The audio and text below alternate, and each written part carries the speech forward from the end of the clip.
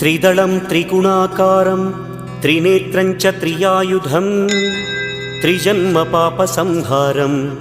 एकबिल्वं शिवार्पणम् त्रिशाखैः बिल्वपत्रैश्च अच्छिद्रैः कोमलैः शुभैः तव पूजां करिष्यामि एकबिल्वं शिवार्पणम् कोटिकन्या महादानं तिलपर्वतकोटयः काञ्चनं शैलदानेन एकबिल्वं शिवार्पणम् काशीक्षेत्रनिवासं च कालभैरवदर्शनं प्रयागे माधवं दृष्ट्वा एकबिल्वं शिवार्पणम् इन्दुवारे व्रतं स्थित्वा निराहारो महेश्वर नक्तं हौष्यामि देवेश एकबिल्वं